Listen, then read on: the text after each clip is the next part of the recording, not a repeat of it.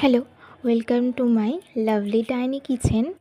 পনিরটাকে যে আমি আর কিভাবে বানাবো আমি আর ভেবে পাই না, কারণ আমার হাজব্যান্ড নিরামিষের দিনে পনির ছাড়া আবার কিছু খেতে চান না। হ্যাঁ, শুধু তার জন্য নয়, ভাগটা আমারও থাকে সেখানে। সেহেতু টেস্টি করে না বানালে কি হয়? পোস্ত, মগজদানা, ফ্রেশ ক্রিম কিচ্ছু লাগবে না, এটা এমনকি কম তেলে রান্না হবে। আমার শাশুড়ি মা আলু খেতে পছন্দ করে বলে দুটো আলু দিয়েছি, ভেজে তুলে রাখলাম আলু দুটোকে। তারপরে পনিরগুলো আস্তে আস্তে তেলে ছেড়ে দিলাম। এইভাবে রান্না করলে রান্নাটা এত সুস্বাদু হয় খেতে, আর অল্প সময়ে খুব অল্প উপকরণেই হয়ে যায়। একবার বানিয়ে টেস্ট করতে পারবো। তো আস্তে আস্তে আমার পনিরগুলো ভাজা প্রায় হয়ে গেছে। আর একটু তেল দিয়ে একটু গোটা জিরে দিই আর আদা কাঁচা লঙ্কা ছোটো ছোটো করে কেটে দিয়ে দিই। যতটা ঝাল খাও সেরকমই ঝাল দেবে।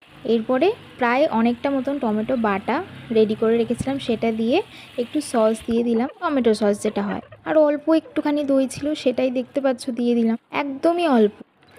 ভালো করে নাড়াতে নাড়াতে একটু তেল দিয়ে তারপরে একটু নুন আর চিনি দিয়ে দিলাম টেস্টের জন্য, ব্যালেন্স হয় এটাতে টকটা। এরপর এটা কী দিচ্ছি বলো?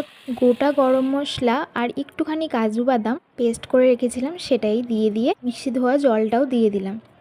এরপর দেখবে একটা খুব সুন্দর সেন্ট বেরোচ্ছে।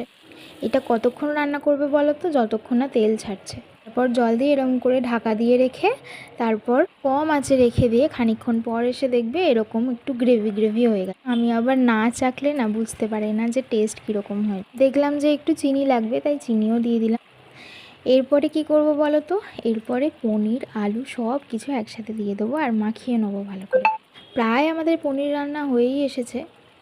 এবার আমরা কি করব, পনির আর আলুর মধ্যে যাতে গ্রেভিটা ভালোভাবে ঢুকে যায় তার জন্য একটু ঢাকা দিয়ে রাখবো।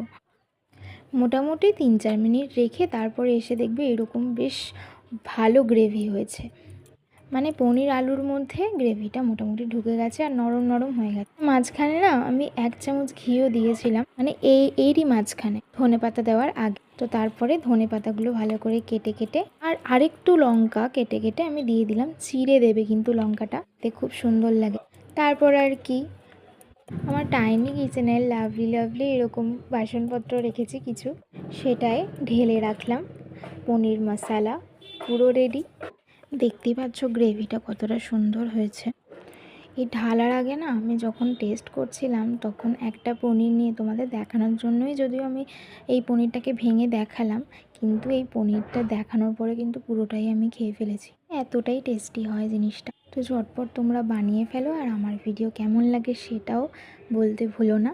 রান্নাটা করে কিন্তু জানিও কেমন হচ্ছে তোমার। বাই।